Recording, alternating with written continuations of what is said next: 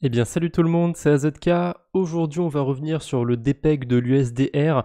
J'ai creusé un petit peu plus, j'ai fait mes recherches de mon côté, je vais vous montrer tout ce que j'ai trouvé par rapport au depeg de l'USDR.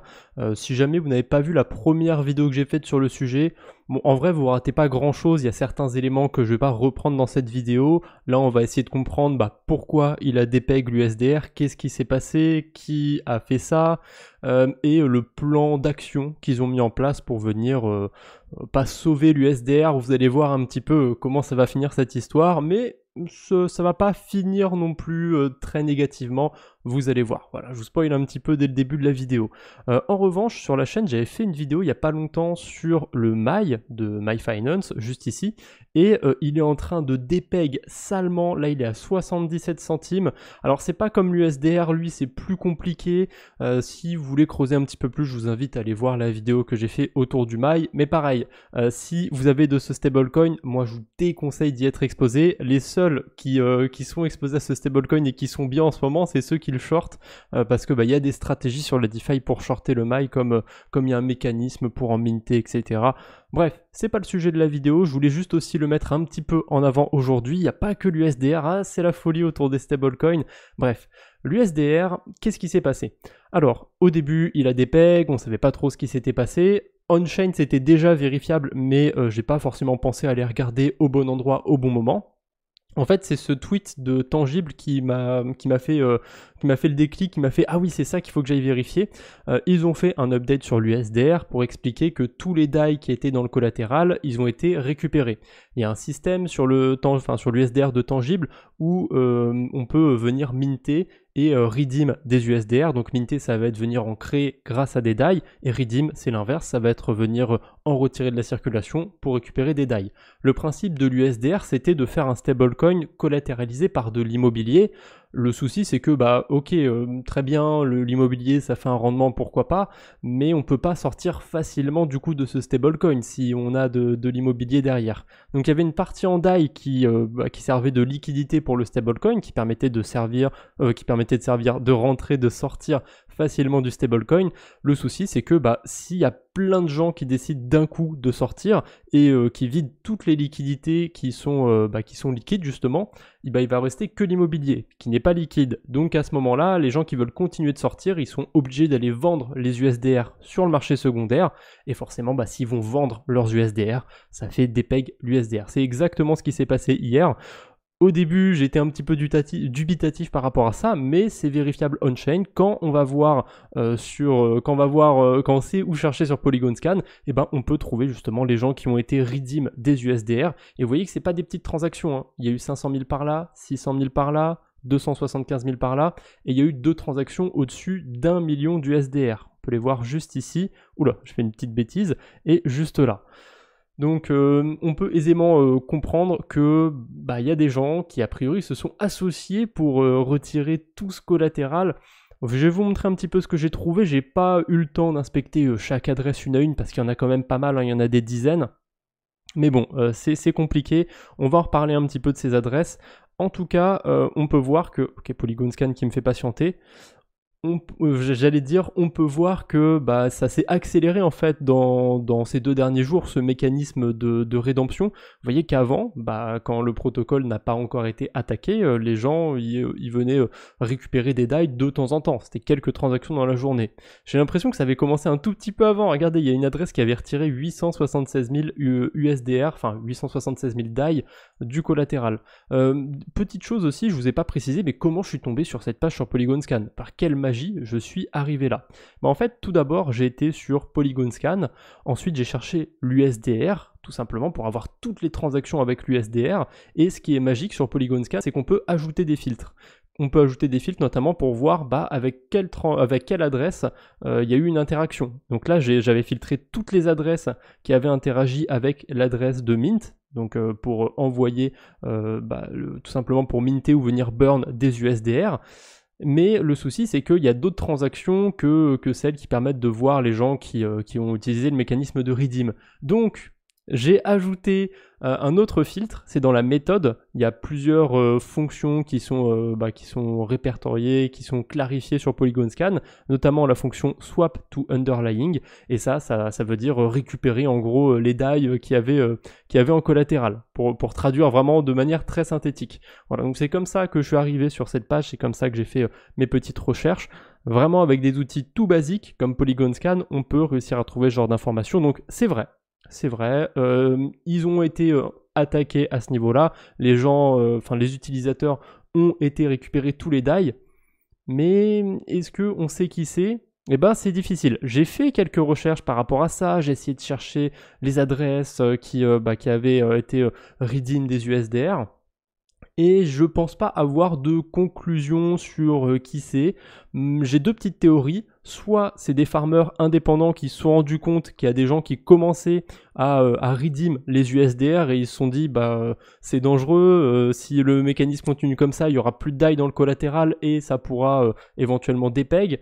Mais ma deuxième théorie, ce serait qu'il y a un groupe de farmers qui se connaissent ou des gens qui ont plusieurs adresses qui se connaissent et qui se sont dit tout simplement bon l'USDR c'est sympa, on a fait du bon yield dessus, maintenant on va passer à autre chose, hein. Il y a d'autres protocoles qui sont sympas, l'USDR on va lâcher tout ça, on va aller redeem tous les USDR et puis voilà, adviendra que pourra, si je me suis pas trompé dans la citation.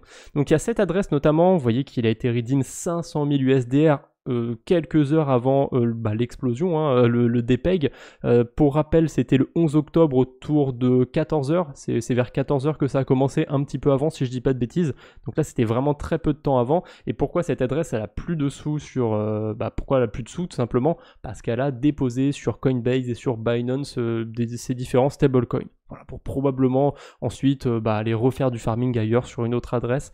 J'ai essayé d'utiliser quelques outils pour en savoir un peu plus sur ces adresses ou quoi. J'ai rien trouvé. J'ai pas trouvé de compte Twitter ou quoi que ce soit, donc c'est difficile. Je peux pas vous dire qui c'est, mais en tout cas, a priori, ça c'est l'adresse de Tangible, je me suis trompé. En tout cas, a priori, ils devaient savoir quelque chose ou ils se sont un petit peu mis au courant par rapport à ce mécanisme. Il y a quelque chose. Le fait qu'il y ait autant d'adresses qui redeem des USDR en une journée de temps, ça me laisse penser que l'information s'est relayée entre différents farmers. Donc on a ce compte RTS Investments, j'ai pas réussi à retrouver plus d'informations par rapport à lui. Après je viens de penser que j'ai pas googlé RTS Investments, j'ai été voir sur X, j'ai été voir un petit peu sur D-Bank s'ils étaient actifs, j'ai même fait une recherche inversée de l'image de profil, j'ai pas trouvé d'informations, mais j'ai même pas pensé à bêtement le mettre sur Google. Attendez, ça donne quoi si je vais le mettre bêtement sur Google, le RTS Investments? A priori, on peut trouver un groupe, mais est-ce que ça va être le bon groupe? Je sais pas, il faudrait aller faire des recherches plus poussées parce que ça m'a l'air un peu générique comme nom. On a un autre compte sur D-Bank qui a un ID, c'est Pressure, et pareil, hein, ça a juste l'air d'être un farmer random sur des stablecoins. On peut voir d'ailleurs que il a un peu de culot parce que le 11 octobre, il a écrit RIP USDR, le yield était good, le yield était bon tant que ça a duré. Quand on va voir ses transactions, bien évidemment, il est sorti juste avant que ça se pète la gueule. Donc on peut trier tout simplement avec la blockchain Polygon, puis avec l'USDR juste ici pour avoir que ses transactions en USDR. Et on va pouvoir retrouver facilement le moment où il a redeem tout ça. Donc il en a redeem 500 000 ici, et c'est tout ce qu'il avait fait ou il en avait fait d'autres? Non, il avait fait des petites transactions. Oh, non, petites. Là, il y a 400 000, là, il y a 1000 $. On dirait qu'il a essayé d'abord, vous voyez, il a fait d'abord une transaction à 1000 $, puis à 394 000, etc. Bon, bref. On va pas trop s'attarder, j'ai pas grand chose à dire par rapport à ces adresses. On peut juste voir qu'il y a plein de farmers qui sont un peu coordonnés, inconsciemment ou pas, j'en sais rien, mais c'est ce qui s'est passé. Donc, suite à ça, Tangible, ils nous ont fait un plan d'action pour trouver une solution en fait à ce dépeg. Ils garantissent qu'ils ont 84% du collatéral de l'USDR en immobilier s'ils comptent pas leur fonds d'assurance et leur token tangible. pourquoi pas, on peut sur leur site, ils mettent hein, tout l'immobilier qu'ils ont. Attendez, c'est quelle page? C'est celle-ci. On voit la liste des propriétés qu'ils détiennent et ils ont fait un audit. Hein. Le dernier audit, il date du 31 août 2023, si je dis pas de bêtises. Je me souviens plus de la date exacte. Et on peut voir la liste des propriétés qu'ils ont. Le souci, c'est qu'il y a un peu plus d'une centaine de propriétés. Je crois que j'avais compté, il y en avait à peine 120, quelque chose comme ça. Il y a à peu près 120 propriétés sur l'audit, parce que je crois qu'il n'y a que les propriétés anglaises dans l'audit, mais pourtant sur le site ils ont des propriétés aux États-Unis. Où est-ce qu'on peut en voir? Là par exemple, il y a ces propriétés-là, celle-ci dont j'avais parlé dans la première vidéo, qui était a priori en vente sur Zilli et à 185 000 $, alors que là sur le site elle est estimée à 206 000 $. Donc ça c'est un des trucs aussi que j'avais dit dans la première vidéo, c'est que est-ce qu'il y a des gens qui ne seraient pas rendus compte que la valeur sur le site était surestimée par rapport à la valeur réelle de ces biens immobiliers, et que du coup il pourrait y avoir un potentiel de pas d'épeg, mais pas non plus faillite, mais qui pourrait avoir un manque dans le collatéral de tangible. C'est possible. Bref, ça me chagrine un petit peu qu'ils aient 200 propriétés de listées sur le site, mais qu'on les retrouve pas toutes dans l'audit. Alors, je veux bien qu'ils soient concentrés juste sur les propriétés anglaises, pourquoi pas, mais il y a un autre truc qui me chagrine encore dans l'audit. Alors déjà, ils disent que le scope de ce rapport ne permet pas d'englober l'USDR. Faites vos propres recherches. Ça, c'est quand même pas mal, hein. Ils font un audit sur le projet, mais ils vous dites l'USDR, qui est quand même au centre du projet, faites vos propres recherches là-dessus. Bon, pourquoi pas. Et pareil, les autres NFT, parce qu'il y a de l'immobilier, mais il y a aussi de l'or, des montres, des vins derrière tangible. Alors je sais pas s'ils constituent le collatéral de l'USDR ou si c'est en plus, mais en tout cas ils ont ça sur leur site. Il y a du vin, il y a des montres, etc. Ça pareil, ils peuvent pas aller l'auditer, donc bon. L'audit en vrai il est pas complet, donc on n'a pas plus d'audit que ça. C'est le seul qu'on a pour ce qui va être de l'or, des montres, etc. Aucune preuve qu'il l'est vraiment. Donc ils nous affirment aussi dans leur thread que c'est vérifiable, blablabla, avec la documentation, peut-être bien pour l'immobilier, mais pas pour tout en fait. Donc c'est pas totalement transparent de leur part, je trouve. Et il y a aussi ce truc de l'estimation, il y a aucune source en fait de l'estimation. Ce serait bien d'avoir un site spécialisé dans l'immobilier ou des sources par rapport à cette estimation. Non, c'est t'inquiète mon ref, cette propriété là, 13 Cooper House Doncaster, ça vaut facile 179 000 $. Fais-moi confiance. Achète mon stablecoin. Je sais pas. Je suis un petit peu perplexe par rapport à ça. Désolé, j'ai mon petit pense-bête pour être sûr de rien oublier. Ah oui. Ils avaient un portefeuille de liquidité où ils avaient des tokens dans des pools de liquidité. C'est un petit peu comme le mail. Ils apportent eux-mêmes des liquidités sur le marché pour que le token soit liquide. Pourquoi pas à la limite. Et ce qu'ils ont fait, c'est que en fait il leur restait des DAI, des USD, des USDC, des USDT sur ce portefeuille. Ils les ont récupérés, et les USDR ils les ont burn. Alors j'ai un petit peu galéré au début à trouver la transaction, mais en fait c'est parce que elle était cachée entre guillemets dans un smart contract. Elle est là, la transaction, on voit bien qu'ils ont burn leurs USDR, donc ils ont pas menti. Ok, pourquoi pas, c'est une bonne chose, mais ils ont récupéré que 2,4 millions de $. Grâce à ça. C'est pas beaucoup. Alors ils ont leur immobilier à côté, ils ont d'autres tokens qui vont vendre. On va en reparler un petit peu de tout ce qu'ils vont faire de ces stablecoins, de ces tokens, mais on va d'abord aborder le point numéro 2, le lancement de panier, baskets comme ils appellent ça en anglais. Là j'ai mis la traduction pour que ce soit plus simple à comprendre pour ceux qui ne sont pas bons en anglais. Bref, les paniers, les pools de biens immobiliers tokenisés sont presque prêts à être lancés. Ils joueront un rôle clé dans la deuxième étape du processus de rachat. Les propriétés du trésor USDR seront transformées en jetons de panier générateurs de rendement. En gros, pour traduire cette phrase, ils vont faire un peu comme Realty. Donc, c'est-à-dire l'immobilier britannique et la liquidité sera établie sur Pearl. Les jetons de panier seront un élément d'actif dans le rachat de l'USDR, blablabla.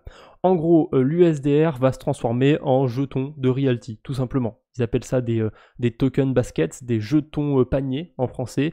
Ils nous écrivent quoi déjà ici? Lorsque les utilisateurs recevront des jetons baskets, ils auront le choix de conserver les jetons adossés à des biens immobiliers et de collecter le rendement via un rebase, d'exploiter les jetons, blablabla. Les paniers sont adossés à des biens à 100% à des biens immobiliers. Il n'y a pas de rattachement. La valeur des actifs est transparente. Tout utilisateur peut échanger des jetons de panier contre le TNFT immobilier sous-jacent, blablabla. Je suis pas convaincu à 100% par ce qu'ils essayent de faire en fait, parce que ces jetons, est-ce qu'ils vont être liquides? Est-ce qu'il y a des gens qui seront prêts à nous le racheter sur le marché secondaire? Est-ce qu'ils ont un marché primaire comme sur Realty où on peut venir, où il y a l'entreprise? Est-ce que Tangible peut venir nous racheter nos tokens TNFT, nos tokens d'immobilier? Ça, pour l'instant, ça m'a pas l'air assez clair, ou alors peut-être que j'ai mal compris le thread, peut-être que j'ai mal compris ce qu'ils veulent faire, mais en gros, ils veulent transformer leurs USDR en tokens d'immobilier, tout simplement. Et je sais pas si cette page existait déjà ou s'ils viennent de la créer, mais voilà, ça a l'air, ils ont l'air vraiment d'avoir une page dédiée juste au real estate, à l'immobilier tokenisé en NFT. On va voir. Je sais pas si cette page existait avant ou alors si ça va être la nouvelle page de Tangible, ça va ressembler à ça quand on va aller sur le site, mais on a aussi cet onglet où on peut voir les propriétés. D'ailleurs, les prix sont revenus à la normale. Hier, les prix étaient complètement buggés, ils étaient en USDR, là c'est revenu à la normale. On peut voir que, enfin la normale, entre guillemets, on peut voir que les prix ont l'air cohérents pour de l'immobilier. C'est plus des dizaines de milliers de milliards.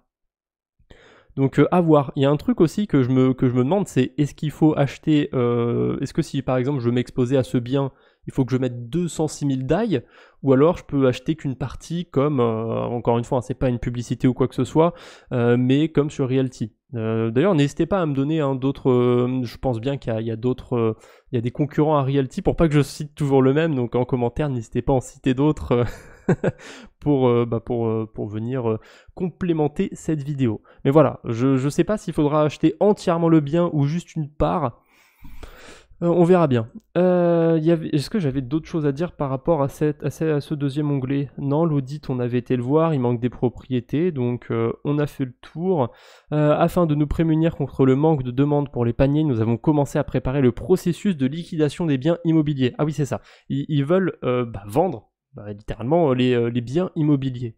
Mais ça va être long, ça va prendre du temps, est-ce qu'ils vont tout vendre? Parce que je comprends pas, d'un côté ils veulent faire des tokens backés par l'immobilier, d'un côté ils veulent liquider les biens immobiliers, franchement je comprends pas, qu'est-ce qu'ils essayent de faire? Ils ont des informations très contradictoires, vous allez voir qu'il y a un autre truc, bon, vous savez quoi, je vais vous le citer tout de suite, ça c'était magique quand je l'ai vu. Juste ici, je fais exprès de lire le paragraphe à l'envers, vous allez comprendre. Juste ici, il y a écrit « Notre objectif principal est toujours de protéger les utilisateurs. » Ok. Vous pouvez aller le voir en anglais, hein. C'est bien traduit, pour le coup, la traduction, elle ne change pas le sens de la phrase ou quoi que ce soit. Il y a écrit ça en plein milieu de ce paragraphe. Regardez la première phrase de ce paragraphe. Nous avons essayé quelque chose de nouveau avec RealUSD, donc l'USDR, mais il y avait trop de vecteurs d'attaque dans la conception. Donc d'un côté, ils veulent protéger les utilisateurs, mais d'un autre côté, ils proposent des produits qui ont plein de vecteurs d'attaque. Donc ça veut dire qu'ils proposent des produits pas safe, mais ils veulent nous protéger. Il y a de ces incompréhensions, de ces contradictions dans leur paragraphe, ça m'a terminé. Si vous avez la foi, vous pouvez aller le lire entièrement en commentaire, je vous mettrai le lien dans la description. De base, il est en anglais, hein. Là c'est juste la traduction automatique de Twitter, qui honnêtement marche plutôt bien. Bon, il y a certains termes qui sont bizarres quand ils sont traduits, mais la traduction marche assez bien. Donc je voulais m'attarder vite fait sur ce point numéro 3, rachat de l'USDR. En fait, c'est ce qui va se passer. Je sais pas quand est-ce que ça va être mis en place, mais il y aura un mécanisme de rédemption contre l'USDR. Avant, c'est ce qu'on avait sur le site, on pouvait venir échanger des USDR contre des DAI. Maintenant, comme il y a eu le DPEG, etc., comme il n'y a plus de DAI, ce qui va se passer, c'est que vous allez pouvoir échanger vos USDR contre plusieurs choses. Alors, c'est pas encore d'actualité, c'est pas encore sur le site, mais c'est ce qu'ils veulent faire. Donc, vous allez pouvoir redeem vos USDR contre une partie en stablecoin, une partie en token d'immobilier et une partie en NFT tangible 3.3 plus verrouillé. En gros, c'est des tokens tangibles verrouillés pendant 1 an. Il me semble que c'est pendant 1 an. Là, c'est pas précisé, mais en dessous, en gros, en dessous, ils veulent vous donner un complément en plus, encore en token tangible, bloqué pendant 1 an. C'est-à-dire que l'USDR, partons du principe qu'il vaut 1 $, si là, ce qu'ils arrivent à récupérer en collatéral, ça fait que 90 centimes, eh ben, ils vont vous donner des tokens tangibles en plus pour ajouter les 10 centimes manquants. Sauf que ils vont être bloqués pendant 1 an. D'ici là, à mon avis, ce sera bien cassé la gueule. Donc autant dire que c'est 10%. Si ça vaut 1% au bout d'1 an, c'est déjà bien. Mais pareil, ils expliquent pas trop d'où ils sortent ces tangibles. Ils vont en minter pour l'occasion. Est-ce qu'ils vont les prendre dans la trésorerie? Je sais pas trop. C'est un petit peu bizarre, un petit peu particulier tout ça. Mais c'est ce qu'ils veulent faire avec l'USDR. Ils veulent permettre qu'on vienne les échanger contre des NFT, des stables, etc. On verra, est-ce que tout ça, ça vaut 50 centimes ou ça vaut 80 centimes ou ça vaut 20 centimes? J'en sais rien, j'en ai aucune idée. C'est pas impossible qu'il y ait un arbitrage à jouer entre guillemets, que là on achète de l'USDR à 50 centimes et qu'au final ce qui nous restitue pour nos USDR ça vaille 80 centimes, j'en sais rien, je dis un chiffre au pif. Néanmoins, moi j'irai pas le jouer. J'irai pas le jouer parce qu'il y a des contradictions dans leur thread, dans l'audit il manque des propriétés, ou alors ils ont fait qu'un audit sur les propriétés anglaises et du coup tout le reste on sait pas s'ils l'ont vraiment. Est-ce que les propriétés elles sont pas surévaluées? Enfin bref, moi je trouve qu'il y a pas mal de risques. J'irai pas mettre un billet dessus, ni à la baisse ni à la hausse. En fait, je regarde juste de loin, j'ai pas envie de m'y exposer. Mais je trouvais ça intéressant de faire une rétrospective, de voir tout ce qui s'était passé autour de ce stablecoin parce que c'est la première fois qu'on a un stablecoin comme ça backé par l'immobilier et c'est aussi la première fois qu'on en a un qui se pète la gueule. Et c'est intéressant de voir comment ça termine. L'UST par exemple, lui, ça s'est terminé très violemment. Après, ça avait rien à voir. On a le mail qui oh putain, il a encore baissé d'1 centime depuis le début de la vidéo. C'est abusé. Le mail aussi qui a l'air de partir dans une certaine direction. Voilà, il y a plein de cas de figure dans les stablecoins et je pense qu'à l'avenir sur le marché crypto, on va voir encore plein de nouveaux stablecoins émerger. Donc c'est bien d'être au courant de ce qui a existé, ce qui marche pour l'instant, ce qui n'a pas marché, notamment les stablecoins algorithmiques. L'UST, c'était pas le premier, c'était pas nouveau du tout. Ce mécanisme, ça existait avant déjà. Ça n'avait pas marché avant, mais ça c'est pour les OG qui étaient sur le début de la Binance Smart Chain. Il me semble que ça a apparu là-bas. C'est peut-être apparu sur Ether avant, mais ça s'est bien démocratisé sur la Binance Smart Chain. Je m'en souviens de tout ça. Bref, là je digresse un peu pour cette fin de vidéo. On va terminer le thread vite fait de tangible. C'est ça qui est le plus important. C'est aussi ce qui va être dans le titre de la vidéo. L'USDR c'est fini, l'USDR c'est terminé. Ils le disent dans leur communiqué. Nous avons essayé quelque chose de nouveau avec l'USDR, mais il y avait trop de vecteurs d'attaque, ça on l'a lu. Nous avons essayé, ils le répètent, nous avons essayé quelque chose de nouveau, nous avons appris de l'expérience et nous continuerons à construire. Les nouveaux produits annoncés ou non amélioreront ce qui a été développé pour Real USD et Tangible continuera d'être un leader dans la catégorie. Bon, moi j'aurais pas mis la dernière phrase, mais bon, pourquoi pas, écoutez, s'ils sont confiants. Nous avons toujours fait de notre mieux pour protéger notre communauté et nos investisseurs. C'est questionnable. Dans ce cas, il s'agit de dénouer l'USDR pour le meilleur bien. Nous espérons que nos fans continueront à nous rejoindre dans notre voyage. Là, pour moi, ça veut clairement dire que l'USDR, c'est fini. Voilà, clairement, ils le disent là. L'USDR sera obsolète une fois le processus de rachat partagé ci-dessus terminé. Donc, le processus de rachat, c'est ce que je vous ai expliqué, venir rétribuer les USDR contre des stables et compagnie. Mais du coup, si tout le monde ne rétribue pas leurs USDR, ça je viens d'y penser, mais si tout le monde ne rétribue pas leurs USDR, que les gens sont pas au courant de comment ça fonctionne, peut-être qu'on peut récupérer une plus grosse part de stable, comme elle ne sera pas distribuée à tout le monde, une plus grosse part de jetons de panier, comme ils appellent ça. Bon, encore une fois, je suis pas sûr que ce soit suffisant pour jouer le risque. Je parierai pas sur l'USDR, mais je peux comprendre qu'il y ait des gens qui essayent le move. Je trouve ça trop risqué personnellement, mais voilà. Là, je pense qu'on a vu toutes les informations qu'on avait entre les mains. On va voir comment ça va se résoudre. Je pense pas refaire de vidéos sur USDR. Peut-être éventuellement quand ils mettront en place ce mécanisme de rédemption, ou alors s'il s'avère que c'est un exit scam. Pour moi, il y a encore 1% de possibilité que ça arrive. On verra bien. Allez, c'est tout ce que j'avais pour aujourd'hui. J'espère que cette petite enquête vous aura plu, vous aura appris des choses. N'hésitez pas à mettre un j'aime au passage si ça vous a plu et à vous abonner pour ne pas rater les futures vidéos. Voilà, je vous embête pas plus. On se retrouve bientôt j'espère. D'ici là, portez-vous bien. Salut tout le monde!